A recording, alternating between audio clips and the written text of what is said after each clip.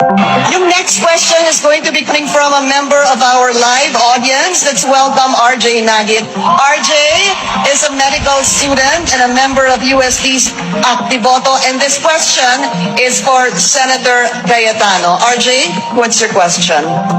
What do you think is the most appropriate penalty for graft and corruption? Lahat sa buong mundo, sa science ng criminology, it's not the actual penalty, but the certainty na mahuhuli ka. Sa Pilipinas, pag antibiotics, pandesal, ang nanakawin mo, siguradong huli ka. Pero pag nagnakaw ka ng malaki, magiging congressman ka. Pag mas malaki ninakaw mo, magiging senador ka. Pag barkada mo sinapoles, syempre sinapoles, i-clear ka, barkada mo siya. Diba? Magiging vice president ka. At pag naging presidente ka, mga kasama mo, kasama na sa corruption. You go to the LTO, kumuha ka ng lisensya, corruption. You bumili ka ng bahay, sa taxes, corruption. Buong buhay nating corruption. Huwag na tayo magbulag-bulagan unless we change the system. So, we need to give Senator Marcos a chance to... No, I was just wondering kasi sinasabi ni Senator Alan, pagka malaking ninakaw mo, maging congressman, mas malaki maging senador. Is that how he became congressman? Is that how he became senator? That's not how I became congressman. It's not how I became senator. Well, mga kababayan, alam kong sa Europe nag-aral si Senator Bongbong kahit peke yung diploma. Pero, Ibang issue na yan, Senator Alan. ang sinabi ko po na magiging congressman ka, that's sarcasm. Because it applies to many, not to all. Okay. Kung ako'y naging congressman dahil corrupt, di sana hindi ako sumama sa EDSA 1, EDSA 2, hindi ako lumaban sa corruption ni Binay, hindi ako lumaban sa corruption ni Arroyo. But Senator Marcos, nasaan ka pag corruption ang pinag-uusapan? Diba? Wala ka sa hearing. Sabi mo kanina, Senator Marcos, matagal tayong magkapartido, bakit ngayon lang bringing up? Naalala ko tuloy, nung hearing na Napoles, galit siya sa akin lumapit. Kasi pinapatawag ko yung isang Maya Santos.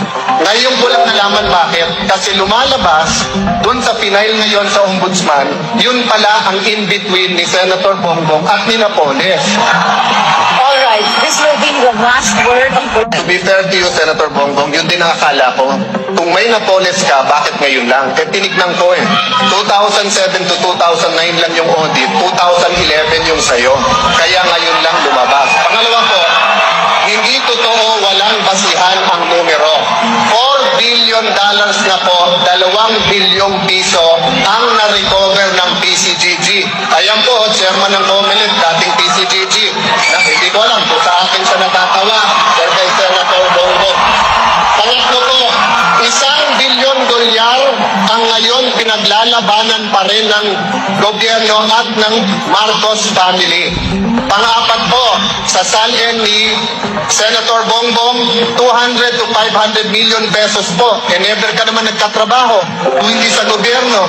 Saan mo kukunin ang ganong kalaking pera?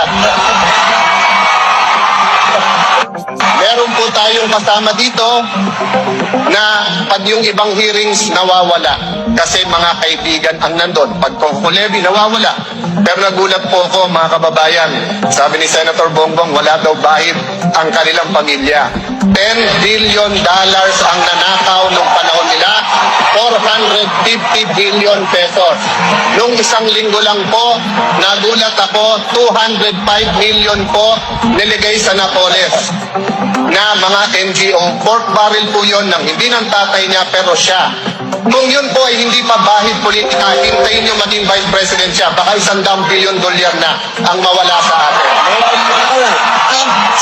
Tingnan niyo po ang interview ng mismong nanay po ni Senator Bongbong. Sabi nung nanay niya, they practically own the Philippines, telecoms, all these businesses. It's all on the record. I-google niyo, yung may telepono po ngayon, i-google niyo yung recovered ng PCGG. But ibahin natin usapan, sabihin niyo nang hindi totoo for the sake of this debate, kahit totoo. Anong hearing sa corruption nakita nyo nag-appear ang isang Bongbong Marcos? Kahit anong issue sa corruption, wala siya doon. Kami daw namumulitika kasi nilalabanan namin ang corrupt. Madali po mga kababayan, madaling magsabi kaming anti-corrupt. Pero yung itaya mo buhay mo, itaya mo karir mo, awayin mo. Si Enrile, nakaaway nila, pero ngayon siya ini-endorse. Kaya hindi inimbestigahan ng mga negosyo ni Enrile doon sa Cagayan. Yun po ang klase ng paglaban nila sa corruption. Salita lang, walang gawa. Kung magkakabatas po, hindi ko hahadlangan yan kung yan ang gusto ng tao. Total, mas magaling naman asawa kong politiko sa akin. No?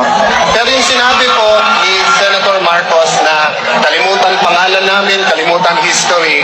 Ito po tanong ko, iniisipin nyo lang po, no? Whether you're for or against. Wala po akong Isipin nyo lang sinasabing po to. kalimutan ng history. Isipin niyo po to, Huwag ah. naman, huwag ka naman Can I have 10 nag-invento. more seconds? Wait, Because Senator Cayetano, it's the Senator right Marcos. oras ko naman Huwag to. yung Hindi yung martial law na may walang rules.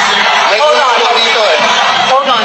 Can we please request the candidates to speak one at a time? So, Ma'am, thank you, Senator Marcos. Mr. Senator Cayetano, Can I have Mr. my Tan. 1 Yes. minute? O pati yun na nakawin mo pa rin.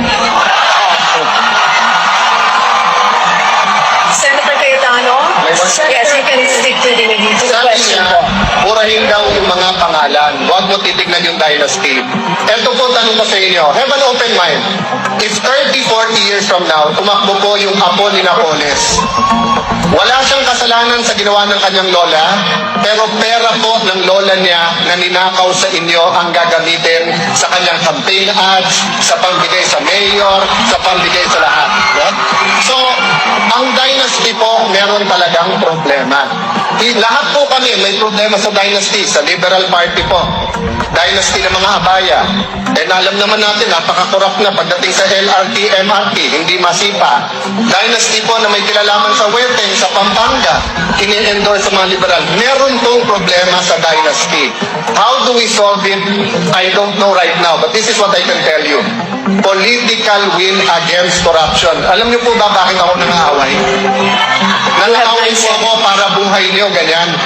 Pag hindi po ako nang-away at tumahimik, ang buhay niyo po ganyan. Kaya